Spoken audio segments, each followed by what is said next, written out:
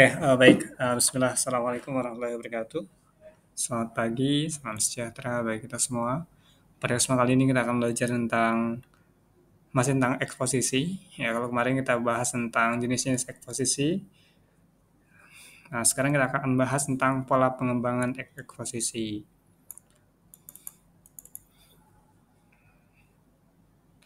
Teks eksposisi itu memiliki 4 pola pengembangan. Yang pertama, di sini ada pola umum khusus, ya. Ini polanya ya, pola pengembangannya. Jadi kan teks eksposisi itu kan teks ya, yang berupa informasi ya.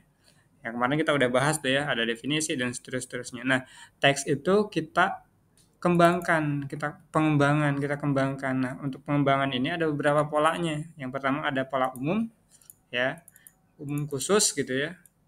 Pola umum khusus apa namanya? Pada pola pengembangan umum khusus ini, ide pokok teks ditempatkan pada awal paragraf. Jadi, ide-ide pokoknya itu ditempatkan di awal paragraf. Kan biasanya kalau teks, kalau ada koran itu kan, apa namanya, informasinya itu ada yang di awal, bahkan ada yang di akhir. Nah, kalau di pola umum khusus ini, ide pokoknya itu ada di awal paragraf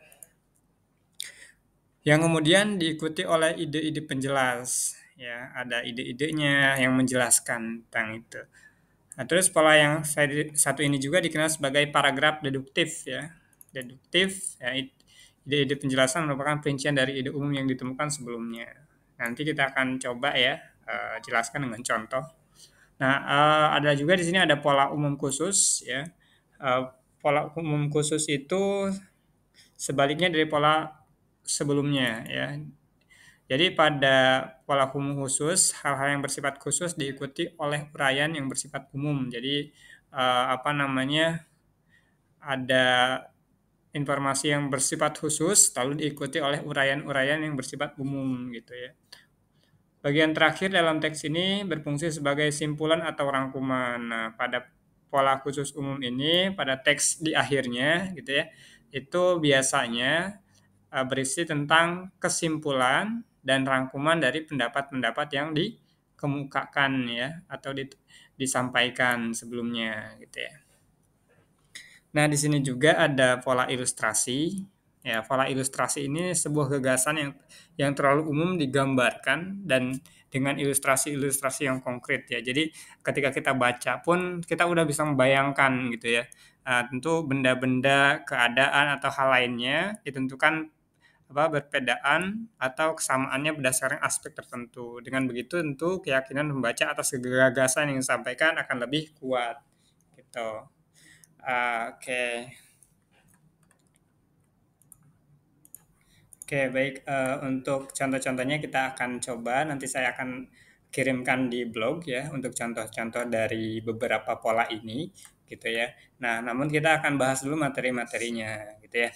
Nah, sekarang kita akan bahas tentang kaidah kebahasaan teks eksposisi. Nah, di mana teks eksposisi memiliki kaidah-kaidah kebahasaan khusus ya. Di antaranya yang pertama menggunakan kata-kata teknis.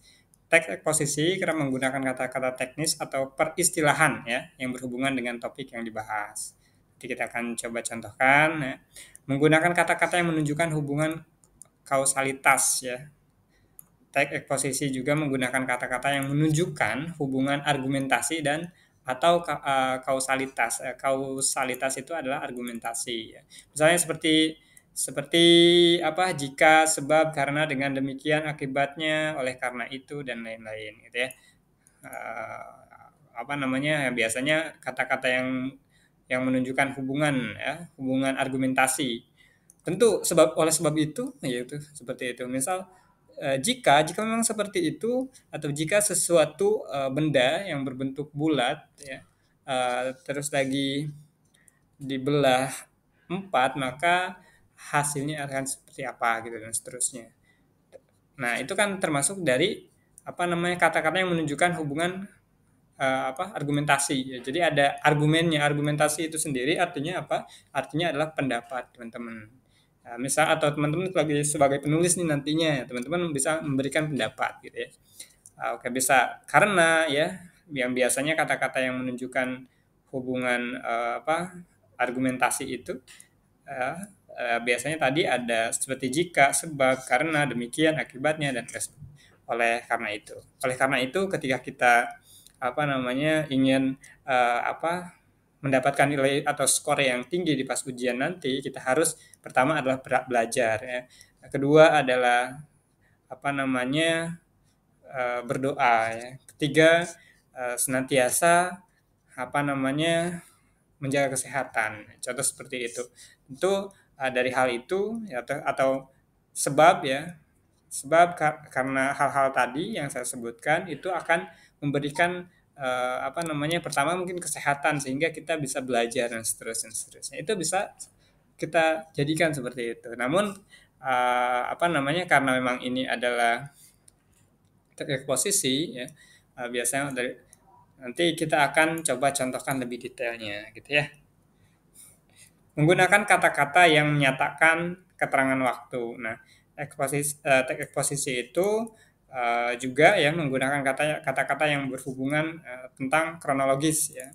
Misalnya terjadi kecelakaan ya, atau kalau apa penelitian itu ketika apa namanya penumbuhan dari biji menjadi pohon gitu ya, pohon apa ya, contoh kelapa. Nah, itu memerlukan berapa waktu. Nah, itu kan disampaikan juga gitu. Contohnya seperti sebelum atau kemudian pada akhirnya. Nah, itu adalah teks di waktu gitu. Nah, jadi dari waktu itu dijadikan teks. Seperti sebelumnya itu kita apa namanya? Kita menanam biji kelapa yang dimana biji kelapa itu kita taruh di atas pot gitu ya atau di pot gitu dan dia akan berakar. Kemudian kemudian beberapa waktu sekitar 1 atau 2 bulan dari kelapa itu akan menumbuhkan akar dan pada akhirnya dia akan bertumbuh apa namanya tunas gitu dan seterusnya. Ya gitulah ceritanya. Nanti kita akan coba cari apa kita akan coba contohkan ya. Dan biasanya saya akan menulis di apa di blog ini gitu supaya untuk teman-teman belajar juga. Jadi bukan hanya teks di layar saja gitu ya, tapi teman-teman bisa belajar juga apa namanya dari apa namanya dari web ini gitu untuk membaca gitu ya. Menggunakan kata-kata kerja mental ya. Tentu ini juga menggunakan kata-kata kerja mental atau mental verb gitu ya. Seperti diharapkan, menduga gitu ya, mengagumkan, memperhatikan ya, perkirakan, berpendapat, berasumsi dan menyimpulkan. Ini kalau kalau saya buatnya di PPT, insya Allah bisa saya langsung contohkan di sini di bawahnya. Cuman kan ini kan di web ya, kita harus agak sulit lah ya. Nantilah kita coba, saya akan berikan contoh untuk teman-teman ya. Nanti saya akan tulis di blog ini juga. Menggunakan kata perujukan ya. Kata-kata perujukan dimaksud seperti berdasarkan, data, merujuk pada pendapat, dan seterusnya gitu ya. Masih banyak ya, ada 2 lagi. Menggunakan kata persuasif ya, di mana teks eksposisi lebih banyak menggunakan kata-kata persuasif yang bersifat mengajak gitu ya. Mengajak orang lain ya, seperti sebaiknya, gitu. Hendaknya, hendaklah, diharapkan, perlu, harus, dan seterusnya. Menggunakan kata denotatif ya, di mana teks yang satu ini lebih sering menggunakan kata-kata denotatif, yaitu kata yang bermakna sebenarnya kan kata itu mengalami perubahan atau penambahan makna gitu ya. Nanti kita akan belajar tentang cara membuat tag posisi. Namun saya akan akhiri dulu. Nanti di video selanjutnya saya akan membuatkan atau memberikan gambaran contoh-contoh dari yang saya sebutkan tadi atau yang saya jelaskan tadi. Oke, Oke teman-teman, demikian. Terima kasih, tetap semangat dan mari upgrade diri kita. Terima kasih.